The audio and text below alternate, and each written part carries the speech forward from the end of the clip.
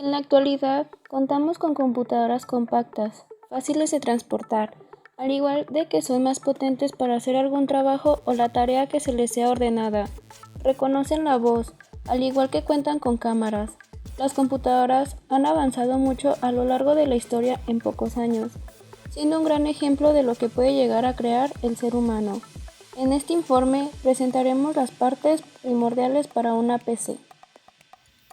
Las computadoras han sido herramientas de gran ayuda a lo largo del tiempo que tenemos con ellas, pero realmente no muchos tienen el conocimiento de cómo están compuestas o el cómo están diseñadas.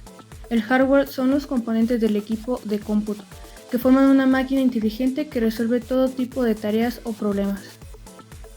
Los componentes que se muestran en este documento son igual de importantes, ya que se necesitan para que puedan funcionar correctamente.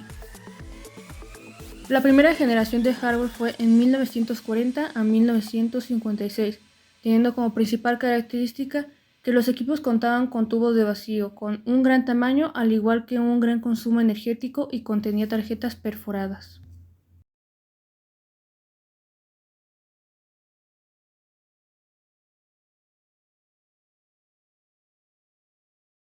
En este caso te presentaremos cómo funciona una laptop HP Notebook 15 por dentro, en este caso es de color negro, y pues como es un modelo antiguo no podemos abrirla directamente por atrás, la tenemos que abrir por enfrente, pero aún así no quiere decir que la parte trasera no nos vaya a presentar algunas cosas.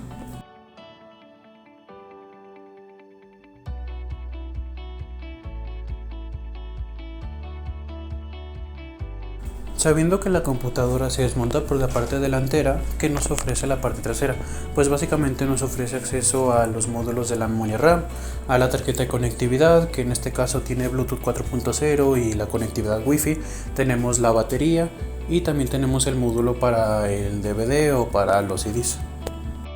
Ahora pasemos al desmontaje de la computadora. Para ello solamente tenemos que presionar un botón que está en la parte baja de la computadora, lo que nos permite retirar el teclado de una forma bastante fácil. Después de eso se quita la carcasa, lo que nos da acceso a toda la placa que está en la parte de abajo y a los componentes internos de nuestra computadora. Una vez retirada la carcasa vemos lo siguiente: un módulo para nuestra tarjeta madre, otro módulo para el disco duro y otro para el DVD o para los CDs. Desde aquí la placa madre ya nos permite ver cosas como lo puede ser el procesador, el PCH, que es lo que le da conectividad a todos los puertos, el ventilador, pero como la computadora está diseñada para disipar el aire por la parte baja, voy a sacar la tarjeta madre para enseñarles cómo es por enfrente y explicarles un poco mejor. Una vez con la placa desde esta perspectiva podemos ver de una forma más clara todos los componentes, como lo pueden ser los módulos para USB, HDMI, módulos para memoria RAM, disipador, tubos de disipación y procesador. Procesador el cual está soldado a la placa base con la finalidad de que no sea rearmable. ¿Y por qué no es rearmable? Esto se debe a que los portátiles están pensados y hechos a medida según los componentes que se vayan a integrar en ellos. Y gracias al modo de la computadora nos podemos dar cuenta de esto. Se puede ver cómo cada parte está pensada y diseñada para que los componentes se encajen a medida y sea difícil poner un componente que no corresponda al molde. Este es el motivo por el cual el precio de un portátil hoy en día iguala tanto al de una torre, además de muchas otras cosas.